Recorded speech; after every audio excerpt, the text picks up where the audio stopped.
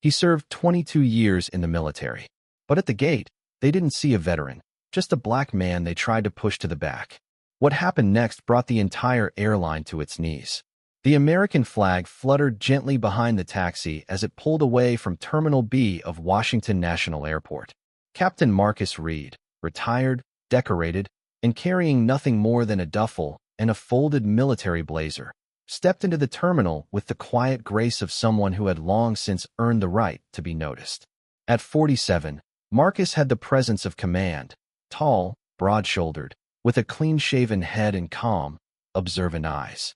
He didn't wear his uniform anymore, not since the day he saluted his final commanding officer and handed in his gear, but his bearings still carried it.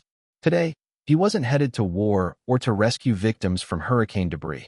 He was flying home to Atlanta after visiting the capital for a veterans roundtable. His first-class seat had been booked weeks in advance. Window seat, row 2A. He hadn't flown often since retirement, but when he did, he liked the view. He liked the quiet. But the quiet wouldn't last. At the check-in counter, the airline agent barely glanced up. "Coach line is over there," she said, pointing. Marcus showed his boarding pass. She looked again, brows pinching together slightly. "Oh, okay. Just wait to the side a moment, sir." Something in her tone made him pause. Not angry, not even aggressive, just rehearsed, like she'd said that line before, and not to everyone. Minutes passed. Passengers were called. First class boarded. Marcus stood, ignored. Then the gate agent returned. "There's been a mix-up. We're going to have to reseat you," she said quickly. "You'll be in 18C. Exit row. Still roomy." Marcus blinked. "Is there a reason my confirmed seat was reassigned?" She shifted uncomfortably. It was needed for a high-status flyer. He looked past her. A younger white man in khakis was scanning his phone and sipping a bottled smoothie as he walked on board, slipping into the first-class line. Marcus had seen enough chain of command to know what was happening. He took the reassigned ticket, said nothing, and boarded. But others noticed. A middle-aged woman in 3A looked up as he passed. So did the man across the aisle. The murmurs began before the plane even took off. Marcus sat down quietly in 18C, back straight, hands on his knees. He had faced worse. The air in the cabin was cooler than usual, but Marcus didn't shiver. After surviving sandstorms in Kandahar and nights in makeshift shelters during hurricane relief deployments, cabin discomfort didn't register. But the glances did. Whispers passed like static electricity. "That guy, wasn't he in first class a second ago? I thought I saw him at the front. He's military, right? I mean, you can tell." A flight attendant walked past. Blonde, polished, efficient. She gave Marcus a professional nod, but her eyes didn't linger. Not the way they did when greeting the businessman next to him. No warmth. No welcome. From his seat, Marcus watched the cabin door close and the crew begin the safety demonstration. No mention of the change. No acknowledgement of what had just occurred. The man now sitting in seat 2A stretched out his legs and laughed at something on his phone. The same man Marcus had seen breeze past him minutes earlier. He closed his eyes and remembered. A dusty morning in Helmand Province. A medevac delayed. A civilian child clinging to life. Marcus had given up his own seat on the departing chopper so the girl could be flown to safety. He'd waited 5 hours in the open sun until the next one arrived. Not because anyone asked him to, because it was right. He opened his eyes again. Still in 18C. Still invisible. The woman across the aisle leaned over. "Excuse me, sir," she said quietly. "I don't mean to be intrusive, but were you bumped from first class?" Marcus gave a small nod. "Seems that way." Her eyes narrowed. "That's not right." He didn't reply. Another passenger, this one in uniform, Air Force, maybe Reserve, turned around from 2 rows ahead. "Sir, I just wanted to say, thank you for your service. You shouldn't be back here." Marcus nodded again. Appreciative, but calm. The cabin was watching now. Not with confrontation, but with conscience. Then, a surprising sound. The seatbelt light was still on, but someone had gotten up. A tall man in row 4, white, late 50s, wearing a Veterans of Foreign Wars cap, was standing in the aisle. He looked directly at Marcus. "This is unacceptable," he said, not to Marcus, but to the flight crew. A ripple went through the cabin. The attendant stepped forward quickly. "Sir, I need you to take your seat." "No," he replied. "Not until someone explains why a decorated veteran was denied the seat he paid for." so some tech bro could sip kombucha in his place. Murmurs turned to voices. The Air Force reservist stood next. A woman from the back pulled out her phone. Someone was recording now. And Marcus? He stayed seated. Not because he was passive, but because he understood something that few did. When the truth rises, you don't have to shout. You just have to hold your ground.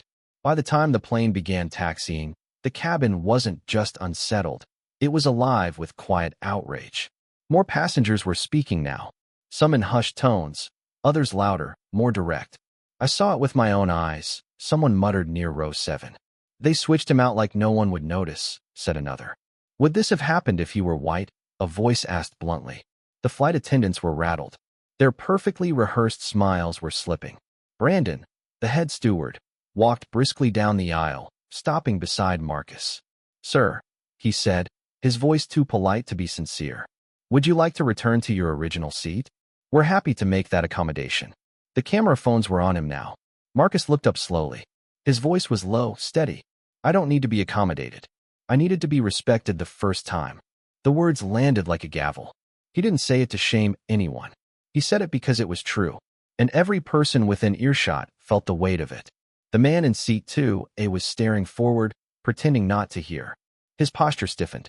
Meanwhile, the flight attendants disappeared behind the curtain, separating first class, voices hushed and frantic.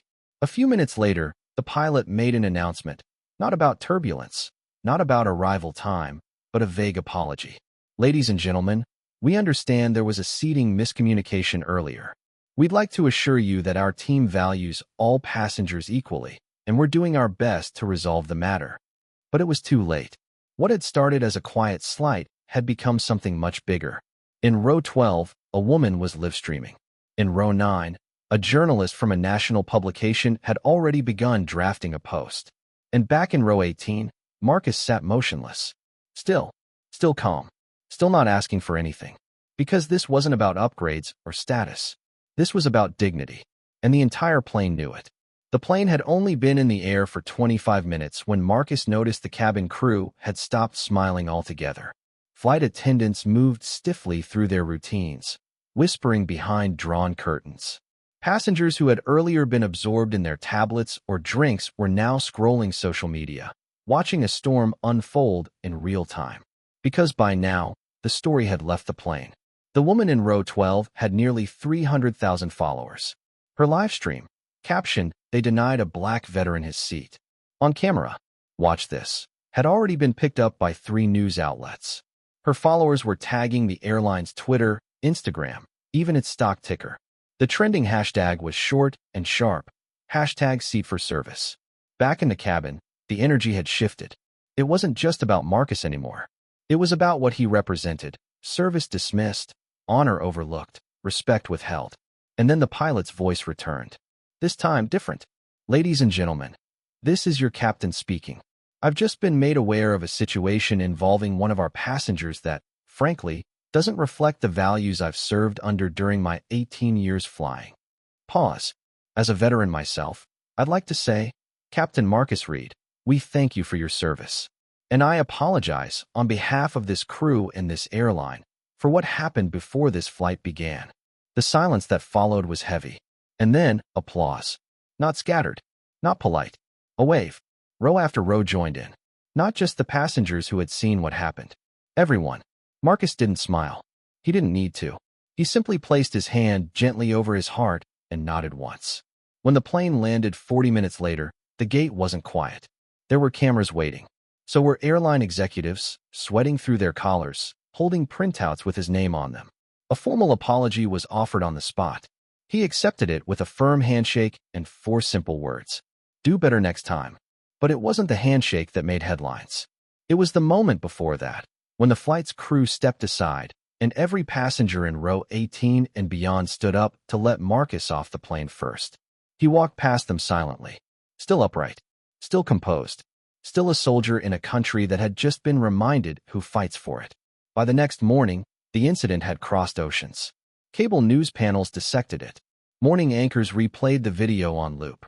Every camera angle, Marcus calmly being reseated, the quiet apology from the captain, the standing ovation, had been viewed millions of times.